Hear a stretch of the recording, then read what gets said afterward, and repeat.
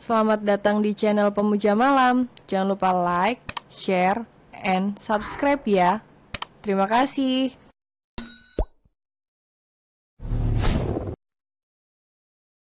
Episode 17, Rasa Itu Belum Hilang. Aurelia menahan rasa sakit di dagunya lalu semakin menajamkan tatapannya. Mas pikir aku takut menjadi janda muda. Oh, sekarang aku tidak takut, dan aku juga tidak peduli jika orang tuaku malu memiliki anak dengan status janda. Karena aku sudah tidak mau memiliki suami sepertimu, Mas Davi. Kita bercerai, Mas. Balas menyentat Aurelia tidak mau kalah. Napas Davi mulai memburu, hatinya mulai memanas dan kepalanya sudah ngebul. Ditariknya lengan Aurelia, lalu menggereknya, kemudian tubuh wanita itu dihempaskannya ke atas ranjang. Kemudian dia mengungkung tubuh Aurelia. Jujur Aurelia mulai agak panik. Apalagi kedua tangannya diangkatnya di atas kepalanya lalu dijepit oleh salah satu tangan Davi. Mau apa kamu, Mas Davi? Aurelia melebarkan kedua bola mata indahnya, sementara Davi menyeringai tipis. Jangan sesekali minta bercerai padaku, dan bukankah kakek minta cicit pada kita, kenapa tidak kita kabulkan saja? Dalam rasa kekhawatiran hati Aurelia, dia berusaha tidak terlihat takut. Aku panggilkan Faisa agar bisa memberikan anak padamu.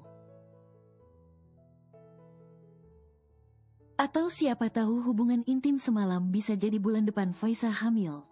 Lagian bukankah Mas Davi pernah bilang tak sudi menyentuh wanita jala? Sepertiku. Memangnya Mas tidak takut kena penyakit kelamin dariku? Ucap Aurelia dengan tenangnya. Davi terdiam sembari mencerna ucapan Aurelia yang benar adanya. Dia kan sudah mencap pekerjaan Aurelia sebagai wanita jala. Tapi malah mau mengabulkan permintaan kakeknya. Secara tidak langsung dia mau menggauli istri sahnya. Bangkitlah dari tubuhku, Mas. Atau aku tendang burungmu itu, Mas. Geram Aurelia sembari kedua tangannya mendorong bahu Davi hingga dia bisa keluar dari kungkungan suaminya sendiri. Jangan pernah menjilat ludahmu sendiri, Mas Davi. Kamu yang bilang tidak akan pernah menggauliku. Peganglah ucapmu itu. Aku pun juga jijik berhubungan denganmu yang telah berhubungan intim dengan Faisa. Pungkas Aurelia. Usai itu dia mengambil baju gantinya yang sudah berada di lemari pakaian kemudian masuk ke dalam kamar mandi. Davi hanya bisa menggeram, kesal dengan istrinya sendiri, andaikan tidak ada orang tua mereka. Mungkin tali pinggangnya sudah kembali mengudara. Di dalam kamar mandi, Aurelia menetralkan degup jantungnya agar tidak kembali berdebar-debar. Walau bagaimanapun berdekatan dengan suami yang pernah dia cintai, rasa itu belum hilang begitu saja. Malam ini mungkin dia aman dari siksaan suaminya karena kedatangan orang tua mereka. Tapi masalahnya sekarang dia berada satu kamar dengan Davi. Di hati kecilnya Aurelia ini adalah pengalaman pertamanya satu kamar dengan suaminya. Sejak dulu dia menanti masa seperti ini, namun hari yang dinanti itu datang tapi malah tidak dalam keadaan bahagia. 15 menit kemudian Aurelia sudah selesai membersihkan dirinya dan keluar dari kamar mandi. Dan dia mendapati suaminya sedang menelepon seseorang dengan kata-kata mesra di atas ranjang. Aurelia sudah bisa menduga jika suaminya sedang menelepon Faisa. Aurelia mendesis saat mengambil bantal dari atas ranjang dan kembali ke sofa panjang. Ujung ekor netra Davi mengikuti pergerakan istrinya yang sudah mulai merebahkan dirinya di atas sofa. Dan terlihat wajah istrinya biasa saja saat dia menelepon bermesraan dengan Faiza. Jangan harap Aurelia cemburu, Mas Davi. Faiza tidak jadi pulang ke rumah kontrakan. Dia rela menggelar kasur lantai dan tidur di kamar belakang. Biarlah dia kesusahan malam ini, yang penting bisa memantau pergerakan suami sirinya. Jangan sampai Davi menyentuh Aurelia, maka dari itu dia mengirim pesan berkali-kali. Dan akhirnya Davi meneleponnya agar istri sirinya tidak terlalu cemburu. Bilang sama Faiza, tenang saja, aku tidak akan menggoda kekasihnya. Aku tidak akan telanjang di depan kekasihnya. Aku tidak segila dia menyerahkan kehormatan pada suami orang. Teriak Aurelia menimpali kata-kata Davi yang sedang membujuk Faiza. Davi langsung menoleh ke arah Aurelia rebahan. Hus, tutup mulutmu Aurelia, bisa terdengar ibu dan ayah di kamar sebelah. Sentak Davi. Baguslah kalau sampai terdengar, jawab santai Aurelia. Dan dia mulai memejamkan netranya, tidak peduli lagi dengan tatapan Davi. Pria itu lagi mendengkus kesal, lalu mengakhiri percakapannya dengan Faiza. Kemudian dia kembali melirik istri sahnya yang sudah memejamkan netranya. Kini dia juga merasakan kalau malam ini adalah malam pertama sekamar dengan istri sahnya. Tapi bukan malam pertama dalam arti sesungguhnya. Entah kenapa dia tidak terlalu menyukai Aurelia, padahal dia tahu jika Aurelia gadis yang baik. Dan kenapa juga dia menjadi kejam hanya karena sebuah foto yang belum dia tanyakan kebenarannya. Pria itu membuka ponsel pintarnya. Dan kembali membuka foto Aurelia yang terlihat sedang tidur bersama pria yang tidak dikenalnya dalam keadaan setengah telanjang. Haruskah dia bertanya pada Aurelia tentang masalah foto tersebut? Entahlah. Keesokan hari. Jam 5 pagi, Lilis tetangga Aurelia dibuat terkejut dengan kedatangan Pak Yusuf saudaranya di pagi-pagi buta ini. Bukan hanya itu saja, tapi sosok pria tampan itu yang sedang mengendong anaknya dalam keadaan rewel. Lilis, anterin Mas ke rumah Aurelia, dari semalam tuan muda rewel, ini tuan besar semalaman begadang. Pinta Pak Yusuf. Lilis melongo, bibirnya pun menganga. Emran baru kali ini mengambil keputusan untuk datang ke rumah pengasuh anaknya. Padahal seumur hidupnya dia tidak pernah berkunjung ke rumah karyawannya.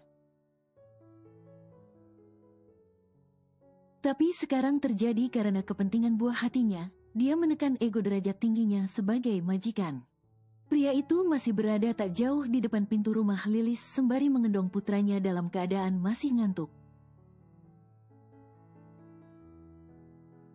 Jika biasanya Emran kurang tidur karena pekerjaan kantornya, kali ini dia kurang tidur karena Atalah rewel, susah tidur.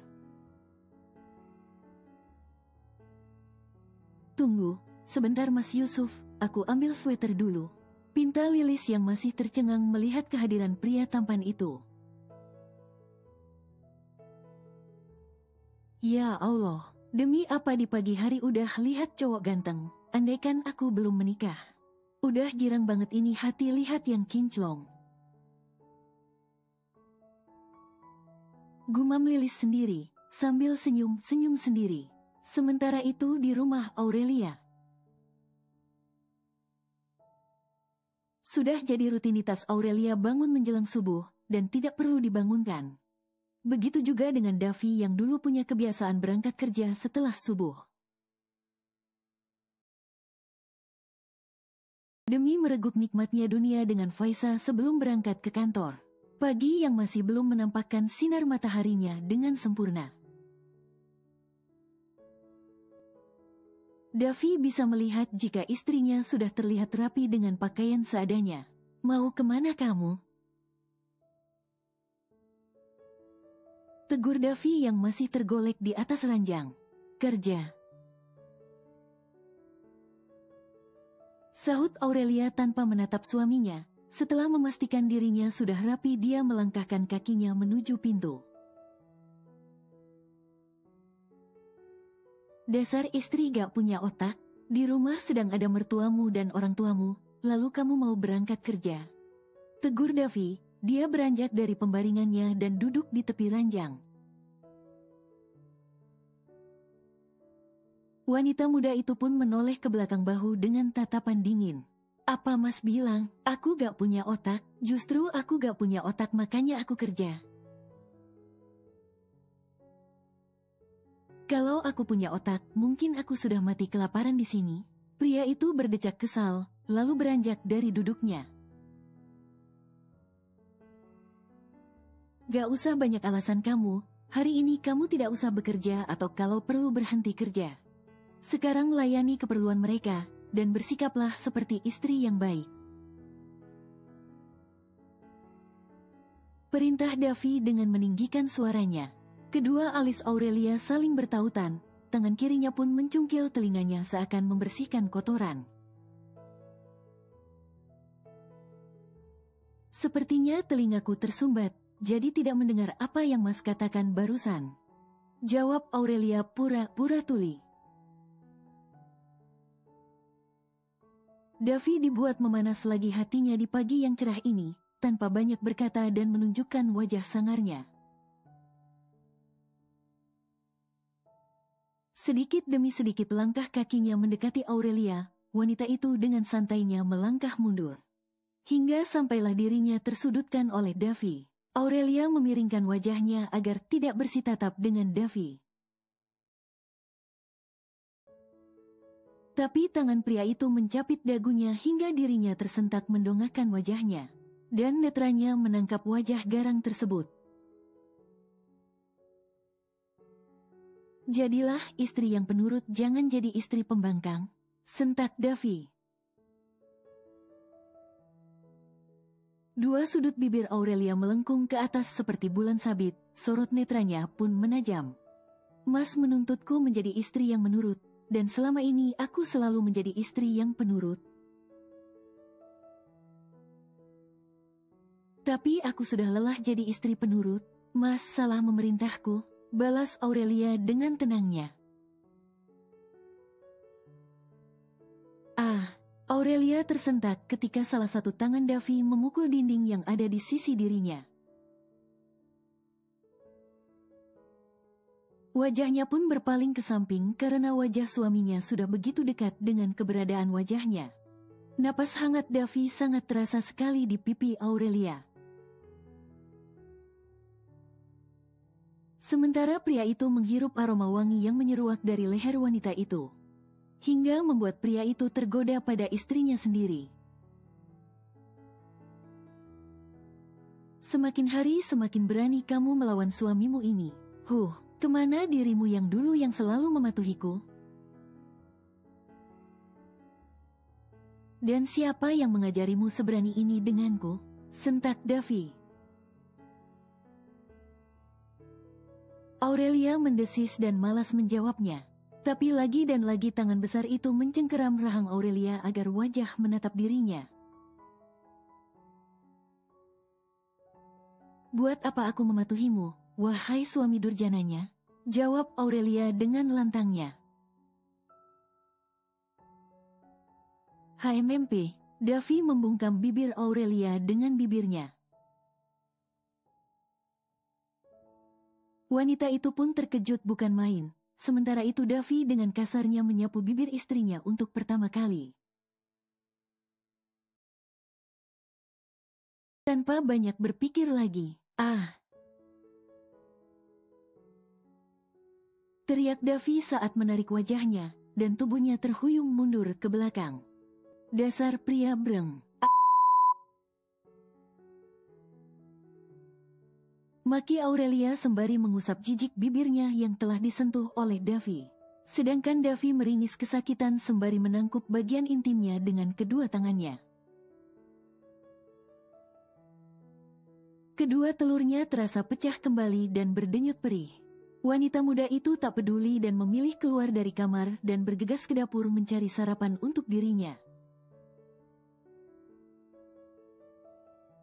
Bukan untuk keluarga besar yang ada di rumahnya sekarang. Sesampainya di dapur dia sudah melihat sosok yang dia kenal yaitu Faisa rupanya sedang berkutat dengan isi lemari pendingin.